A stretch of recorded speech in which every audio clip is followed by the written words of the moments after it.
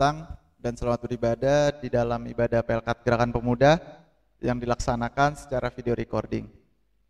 Dengan pelayan firman pada malam hari ini adalah Saudari Cynthia Rumengan.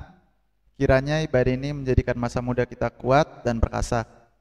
Mari kita masuk ke dalam ungkapan situasi, bernyanyi Ajaib Kau Tuhan dan Kasih-Mu Tiada Duanya.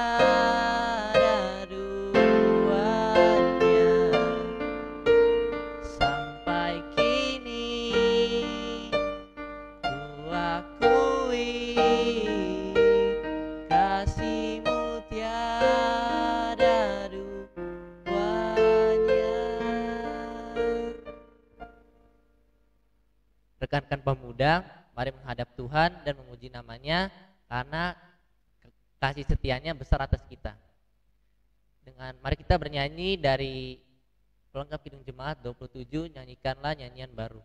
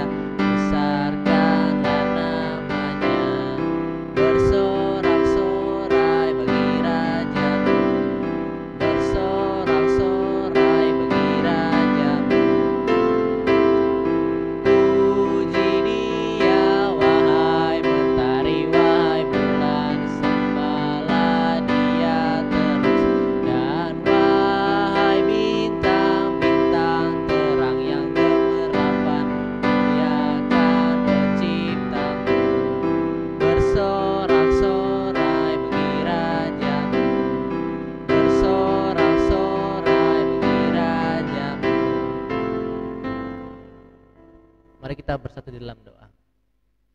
Ya Tuhan Yesus yang baik, kami mengucap syukur atas berkat dan anugerah-Mu di kehidupan kami sepanjang hari ini Tuhan, sehingga pada malam hari ini kami boleh beribadah melalui video recording Tuhan. Kiranya apa yang kami ibadah bisa berjalan dari awal hingga selesai dengan baik Tuhan. Inilah doa kami di dalam nama-Mu karena kami sudah berdoa dan mengucap syukur. Haleluya, amin. Mari kita membaca Mazmur yang terambil dari Mazmur 104 ayat 1 sampai 18 yang dibacakan secara silih berganti. Mazmur 104 ayat 1 sampai 18. Pujilah Tuhan hai jiwaku, Tuhan Allahku, Engkau sangat besar. Engkau yang berpakaian keagungan dan semarak, yang membentangkan langit seperti tenda, yang menjadikan awan-awan sebagai kendaraan-Mu, yang membuat angin sebagai suruhan-suruhan-Mu,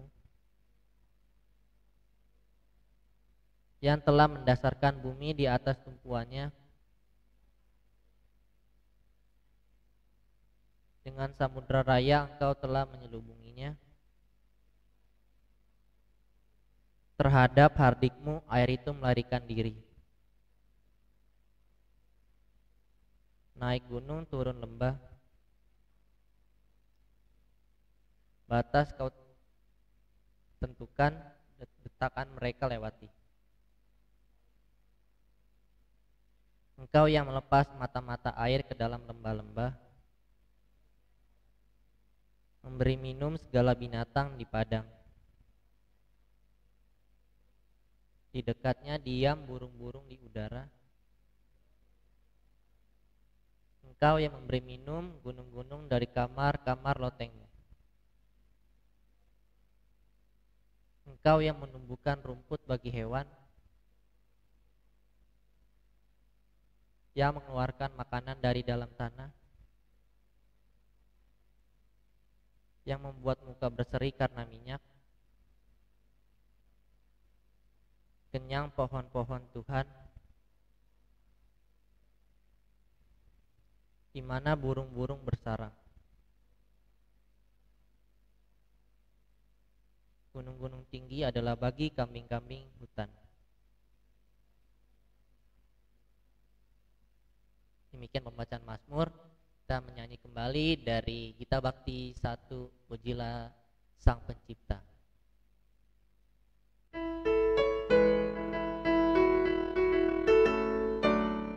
Pujilah Sang Pencipta Maha Mulia, pujilah Dia hai segala malaknya. Keagungannya mengatasi semesta, segala yang tercipta puji namanya. Samudra raya, gunung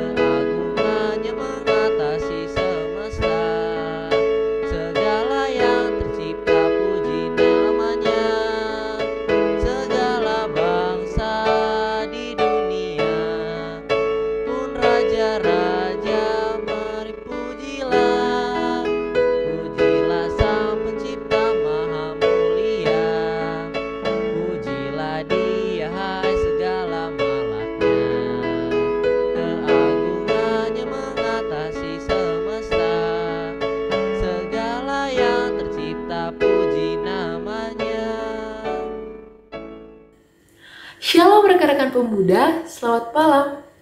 Kita tiba dalam pemberitaan firman Tuhan, namun sebelumnya marilah kita berdoa. Bapa yang baik, Bapa yang bertahta dalam kerajaan sorga, Bapa yang begitu mengasihi kami, tak putus-putusnya Tuhan, kami mengucap syukur atas kebaikan-Mu, atas kasih sayang-Mu yang nyata dalam kehidupan kami. Tuhan telah memberkati seluruh aktivitas kami dari pagi hari hingga malam hari ini. Kami boleh kembali dipertemukan dalam persekutuan ibadah Gerakan Pemuda. Ya Bapa, tuntun ibadah ini dan berkati agar firman yang akan disampaikan nanti dapat kami mengerti dan kami terapkan dalam kehidupan kami hari lepas hari sebagai anak-anak terang. Berfirmanlah ya Tuhan, karena kami anak-anak-Mu sudah siap untuk mendengarkannya. Dalam nama Tuhan Yesus, firman yang hidup, kami berdoa. Amin. Rekan-rekan pemuda, kita akan membaca Alkitab yang terambil dari Kisah Para Rasul 13 ayat 42 sampai ayatnya yang ke-49. Kisah Para Rasul 13 ayat 42 sampai 49. Ketika Paulus dan Barnabas keluar, mereka diminta untuk berbicara tentang pokok itu pula pada hari Sabat berikutnya. Setelah selesai ibadah, banyak orang Yahudi dan penganut-penganut agama Yahudi yang takut akan Allah mengikuti Paulus dan Barnabas. Kedua rasul itu mengajar mereka dan menasihati supaya mereka tetap hidup di dalam kasih karunia Allah. Pada hari Sabat berikutnya, datanglah hampir seluruh kota itu berkumpul untuk mendengar firman Allah. Akan tetapi, ketika orang Yahudi melihat orang banyak itu, penuhlah mereka dengan iri hati dan sambil menghujat. Mereka membantah apa yang dikatakan oleh Paulus. Tetapi dengan berani Paulus dan Barnabas berkata, "Memang kepada kamulah firman Allah harusnya diberitakan lebih dahulu. Tetapi kamu menolaknya dan menganggap dirimu tidak layak untuk beroleh hidup yang kekal. Karena itu kami berpaling kepada bangsa-bangsa lain. Sebab inilah yang diperintahkan kepada kami. Aku telah menentukan engkau menjadi terang bagi bangsa-bangsa yang tidak mengenal Allah, supaya engkau membawa keselamatan sampai ke ujung bumi." Mendengar itu bergembiralah semua orang yang tidak mengenal Allah dan mereka memuliakan firman Tuhan. Dan semua orang yang ditentukan Allah untuk hidup yang kekal menjadi percaya. Lalu firman Tuhan disiarkan di seluruh daerah itu. Demikianlah firman Tuhan, terpujilah Kristus, haleluya. Haleluya, haleluya, haleluya.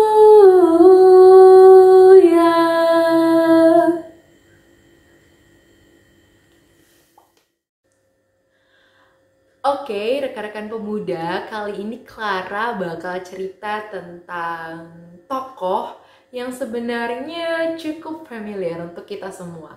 Dari zaman PA, PT, sampai GP, tokoh ini udah sering nih diceritakan kepada kita. Mereka adalah Paulus dan Barnabas. Paulus dan Barnabas dikisahkan tuh mereka diutus untuk melayani di daerah Antioquia, Pisidia. Singkat cerita, sesampainya mereka di sana, mereka diberikan kesempatan untuk menyampaikan kata-kata yang sekiranya dapat menguatkan jemaat-jemaat di sana. Dan Paulus mengambil kesempatan itu untuk menjelaskan tentang penyertaan Tuhan terhadap bangsa Israel yang keluar dari tanah Mesir menuju ke tanah perjanjian. Gak hanya itu, Paulus juga jelasin tentang kelahiran, kematian, sampai pada kebangkitan dari Yesus Kristus. Dan ternyata khotbah yang disampaikan oleh Paulus mendapatkan feedback yang positif. Banyak orang yang suka, banyak orang yang merasa terberkati, dan mereka akhirnya minta kepada Paulus dan Barnabas untuk di hari Sabat berikutnya mereka kembali datang untuk khotbah. Semenjak saat itu semua orang berkumpul di sinagoge, memenuhi sinagoge pada hari Sabat untuk mendengarkan khotbah dari Paulus dan Barnabas. Orang Yahudi, orang bangsa Yahudi, dan orang-orang lainnya datang berbondong-bondong memenuhi sinagoge. Dan banyak juga yang pada akhirnya menjadi percaya kepada Yesus Kristus. Suatu berita yang baik, dampak yang besar dari khotbah tersebut. Dan banyaknya orang yang percaya kepada Yesus Kristus, banyaknya orang yang suka mendengarkan khotbah dari Paulus, diiringi juga dengan banyaknya orang yang iri, yang gak suka. Contohnya pemuka-pemuka Yahudi. Alasannya jelas, mereka gak suka karena akhirnya banyak yang jadi pengikut Kristus. Banyak yang datang ke sinagoge untuk mendengarkan khotbah dari Paulus. Saking gak sukanya mereka berusaha untuk menghujat apa yang Paulus dan Barnabas lakukan. Gak hanya itu, teman-teman bisa baca di ayat yang ke-50, mereka berusaha untuk menganiaya Paulus dan Barnabas. Sungguh hal yang sangat rumit ya teman-teman ya, ketika kita melakukan hal baik, tapi yang kita dapat adalah hal yang gak baik. Kita malah ditolak, kita malah dihujat, justru kita mau dianiaya. Tapi teman-teman, apa yang kira-kira jadi respon dari Paulus dan Barnabas?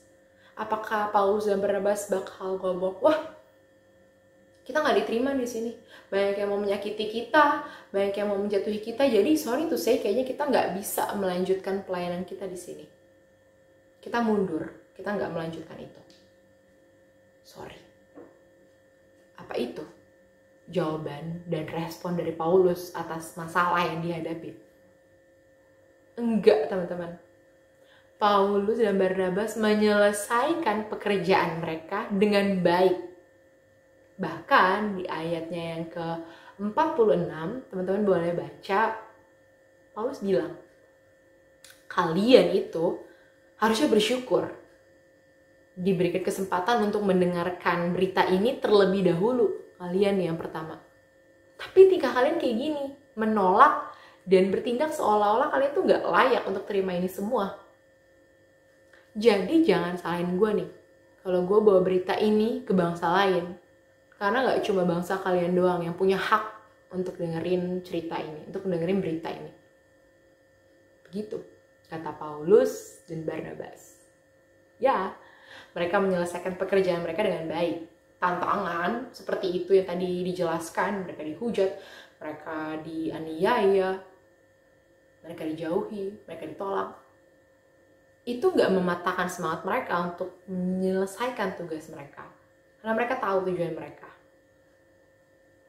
Teman-teman, hal yang dialami oleh Paulus dan Barnabas ini justru sering loh kita alami, khususnya dalam pelayanan kita. Mungkin pelayanan di gereja atau pelayanan di kampus, pelayanan di sekolah, pasti banyak organisasi-organisasi rohani di sekolah maupun di kampus. Dan Clara mau tanya, selama teman-teman masuk dalam pelayanan, adakah di antara teman-teman yang gak pernah sama sekali mengalami masalah? Pelayanannya gampang aja, lurus aja. Adakah? Kalau ada, mungkin Clara butuh konsultasi kali ya sama teman-teman. Karena ketika teman-teman memberikan diri untuk melayani Tuhan, itu satu paket sama masalah. Pasti ada masalah, teman-teman. Entah gesekan sesama pelayan atau gesekan bersama orang yang kita layani, itu pasti ada. Ada masalah-masalah entah nggak disupport sama keluarga atau lain-lainnya. Tapi balik lagi, apakah yang menjadi respon teman-teman ketika ada masalah dalam pelayanan? Apakah teman-teman akan, wah dia nggak satu visi misi nih sama gue, wah dia nyala-nyalain di gue mulu, wah dia terlalu bosi, dia terlalu aktif, dia terlalu pasif, dia nggak bisa ngertiin gue, dia nggak bisa hargain gue, wah gue nggak disupport sama orang tua gue, gimana dong? Ya udah, kita mundur aja. Sorry ya, gue nggak bisa melanjutkan pelayanan gue mundur dari pelayanan gue karena gue nggak cocok sama kalian, karena gue nggak dihargain, karena banyak orang yang not my cup of tea, banyak orang yang nggak suka sama gue, jadi gue mundur aja deh. Apakah begitu? Atau kita seperti Paulus dan Barnabas, kita mengadopsi apa yang Paulus dan Barnabas lakukan, fokus pada tujuannya, tahu tujuannya. Karena jangan sampai masalah kita yang kecil ini, hal-hal kecil ini justru menutupi kita, membutakan kita akan hal besar yang ada di depan sana. Ketika kita mundur, ketika kita kalah sama tantangan, itu berarti tantangan itu membutakan kita akan hal besar yang ada di depan sana, yang jadi tujuan kita. Karena kita punya tujuan, teman-teman. Ketika kita menjadi seorang pelayan, set goals kita, mau jadi apa, untuk apa kita pelayan, untuk Tuhan. So kita akan ngelakuin semua yang terbaik untuk Tuhan. Asal kita fokus, asal kita tahu tujuan kita. Dan itu gak hanya ada di kehidupan sebagai seorang pelayan, sebagai mahasiswa, sebagai pelajar, sebagai seorang karyawan, kita punya tujuan kita sendiri. Kita punya mimpi-mimpi kita, harapan-harapan kita. Yang pelajar mau dapat nilai yang memuaskan sehingga bisa masuk perguruan tinggi negeri yang baik. Yang mahasiswa mau nilainya cum laude, IPK-nya cum laude. Dan yang karyawan mau promosi, naik jabatan. Teman-teman, itu semua nggak mungkin bisa didapatkan dengan instan. Kita bangun tidur, kita naik jabatan. Kita bangun tidur, kita masuk perguruan tinggi negeri yang baik. Kita bangun tidur, kita cum laude. Enggak, hal tersebut butuh proses, butuh air mata, serta keringat, dan itu semua nggak gampang.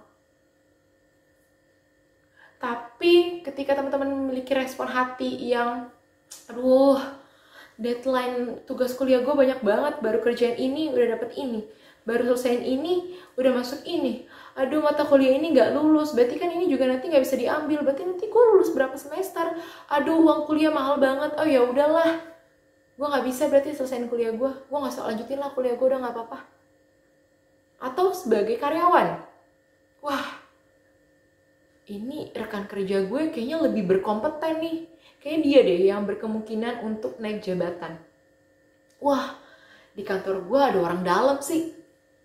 Jadi kayaknya dia nih yang bakal diangkat naik jabatan.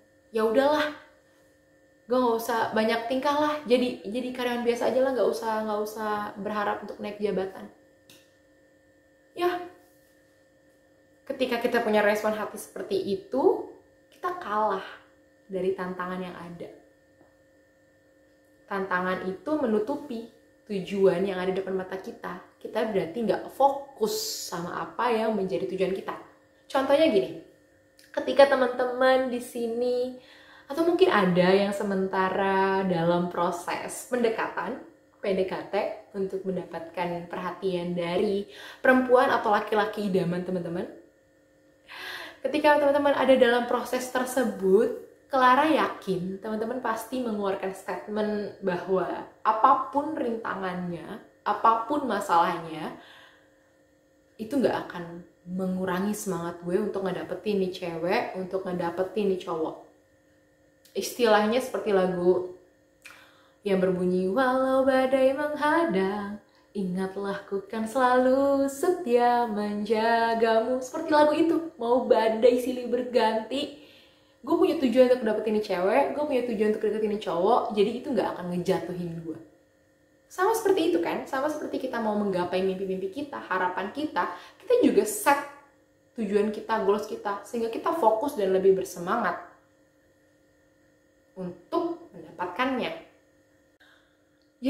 teman-teman jangan pernah berharap atau berpikir kalau nggak akan ada masalah, teman-teman. Pokoknya nggak akan deh ada masalah.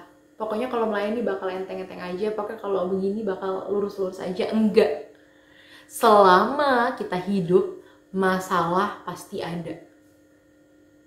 Teman-teman tahu grafik yang sering ada dalam dunia kedokteran yang untuk mengukur jantung yang tut. Kita bisa analogikan itu sebagai hidup. Ketika orang itu, si pasien masih hidup, akan seperti ini grafiknya. Naik turun. Sama seperti masalah, akan ada masalah, selesai. Ada lagi, selesai. Masalah datang silih berganti. Itu tandanya kita masih hidup. Dan ketika lurus grafiknya, berarti itu gak ada masalah. Yang gak bisa gitu. Selama hidup pasti ada masalah, teman-teman. Yang terpenting bukan apa masalahnya, siapa yang menjadi penyebab masalah itu. Yang terpenting adalah teman-teman mau untuk melewatinya. Mohon sama Tuhan bantuan supaya teman-teman bisa melewatinya. Karena Tuhan gak pernah janji, udah pokoknya ikut sama gue, lakuin hal-hal yang baik, pasti enak, pasti jalannya lurus. Enggak, janji Tuhan bukan seperti itu. Janji Tuhan sama seperti lagu, Tuhan tak pernah janji jalan selalu rata, tetapi Dia berjanji selalu menyertai. Tuhan gak pernah bilang enteng-enteng aja udah sini ikut gua, nyaman-nyaman aja. Enggak, Tuhan bilang tetap ada masalah. Tapi Tuhan bakal perlengkapi kita. Tuhan bakal tolong kita. Kalau kita jatuh, Tuhan bakal nangkep kita. Itu. Gak pernah ada janji, oh lurus-lurus aja, enak-enak aja. Enggak, selalu ada masalah. Asal kita mau berpegang sama Tuhan, minta tolong. Tuhan gak pernah jauh, teman-teman. Tuhan hanya sejauh doa. So, berdoa. Tuhan, what do you want for me? Tuhan maunya aku apa? Tuhan bikin aku ngerti, bikin aku tahu masalah ini untuk apa.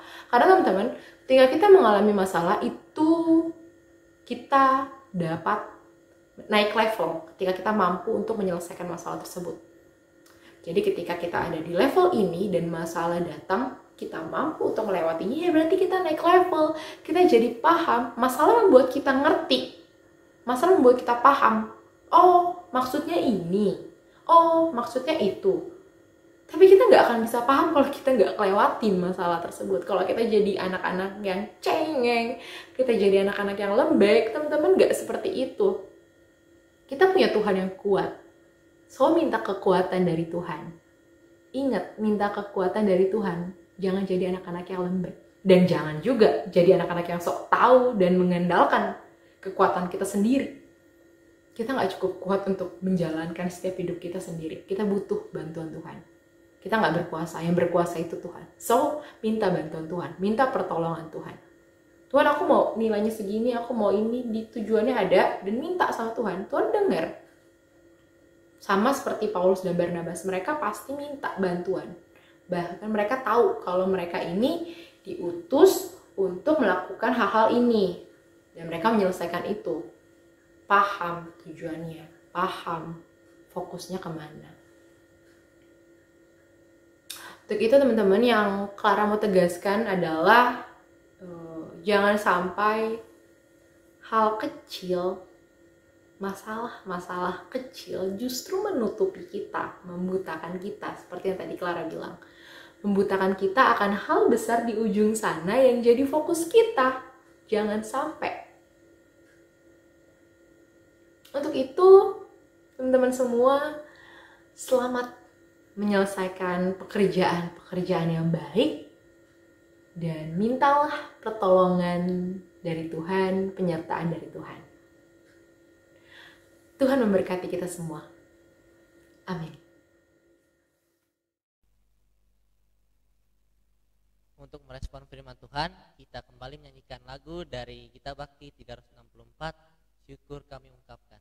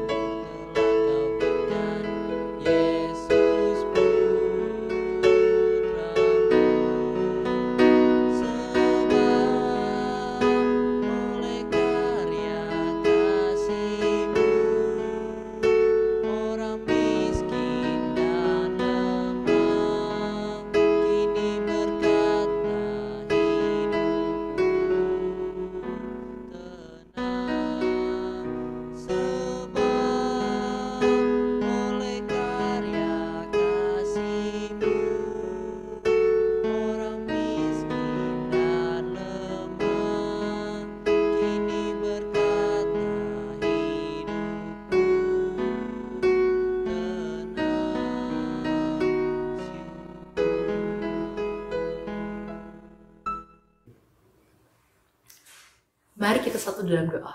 Kita berdoa. Tak putus-putusnya kami mengucap syukur Tuhan untuk kasih sayang-Mu, untuk penyertaan-Mu yang besar bagi kami.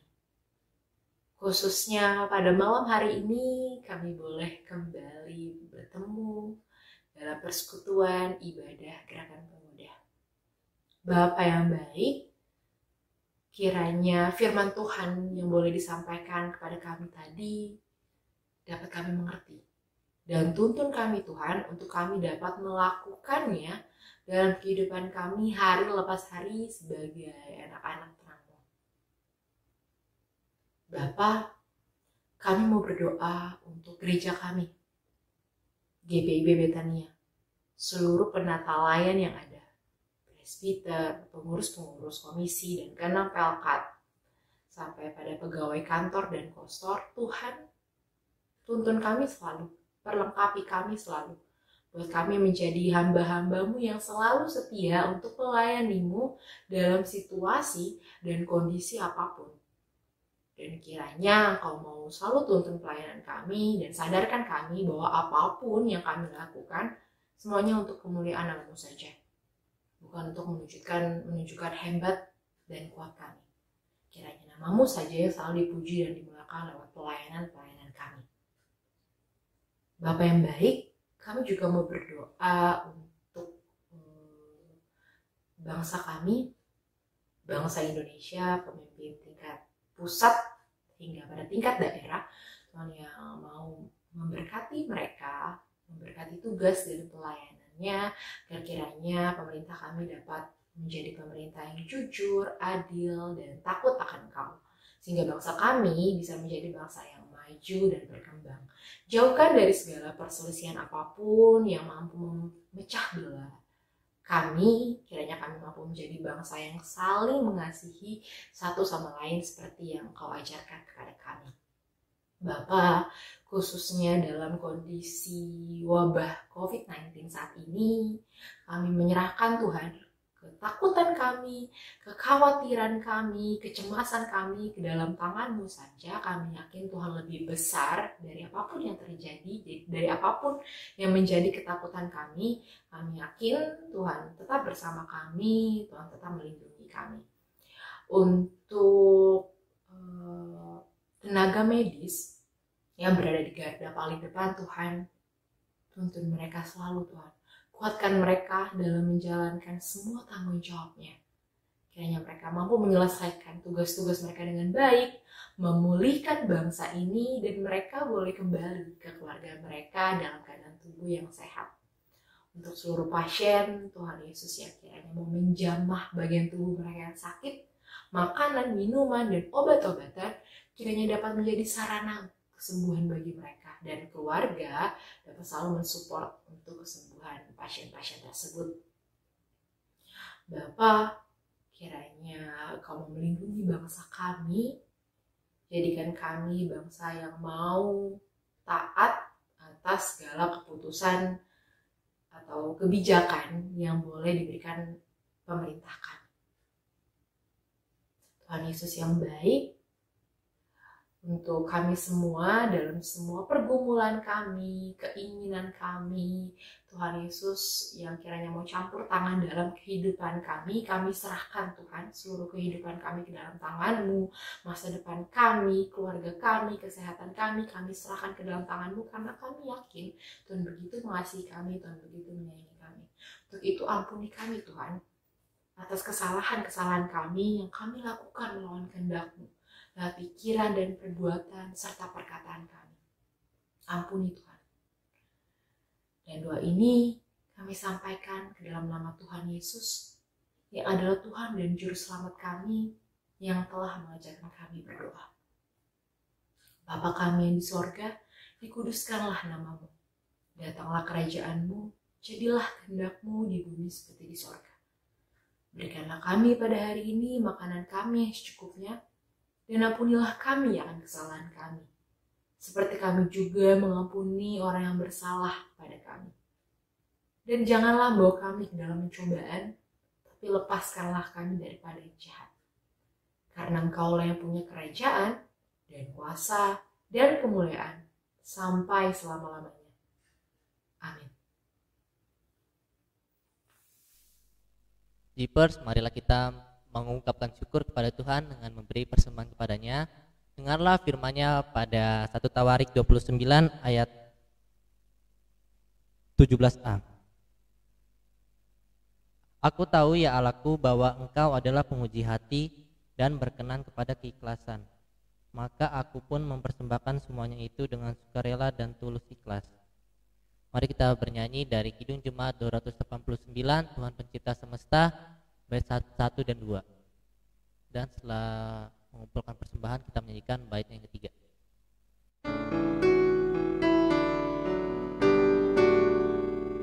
Tuhan Pencipta semesta, Kaulah yang maha mulia, sungguh besar karunia yang Kau beri, kasih-Mu nyata terjelma di sinar surya yang cerah, di sawah dan tuaiannya yang Kau beri.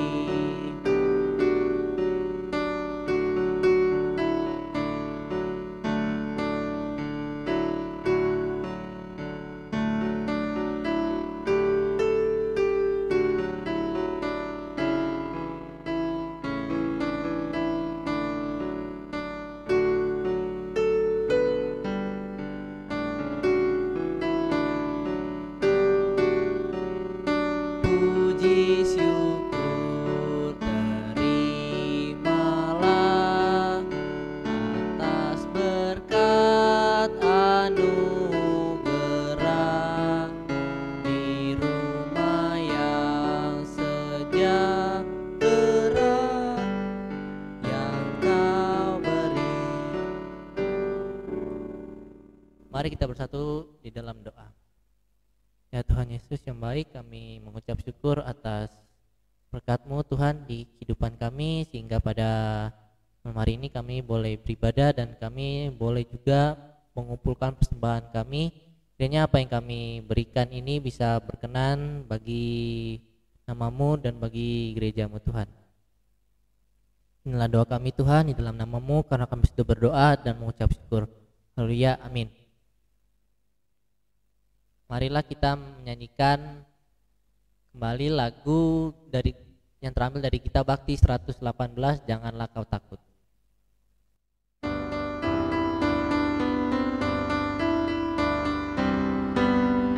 Janganlah kau takut menyatakan kebenaran, janganlah kau diam jika ada kekurangan. Tuhan menginginkan engkau selalu jujur dalam setiap ucapanmu, berkata jujur, berlaku adil. Itulah tanggung jawab anak-anak Tuhan, berkata jujur, berlaku adil. Itulah tanggung jawab anak-anak Tuhan. Janganlah kau takut mengakui kesalahan, jangan berusaha untuk membenarkan diri. Itu berharga di mata Tuhan Yesus, juga di mata sesamamu. Berkata jujur, berlaku adil. Itulah tanggung jawab anak-anak Tuhan. Berkata jujur, berlaku adil. Itulah tanggung jawab anak-anak Tuhan. Mari kita bersatu dalam doa. Ya Tuhan Yesus yang baik, kami mengucap syukur Tuhan karena kami boleh menyelesaikan ibadah ini dari awal hingga selesai dan boleh berjalan dengan baik Tuhan. Kiranya apa yang kami dengar dengarkan melalui firman-Mu bisa kami terapkan di kehidupan kami hari lepas hari Tuhan. Inilah doa kami di dalam nama-Mu karena kami sudah berdoa dan mengucap syukur. Haleluya, amin. Bapa, terima kasih. Bapa, terima kasih. Bapa di dalam surga, ku berterima kasih. Amin.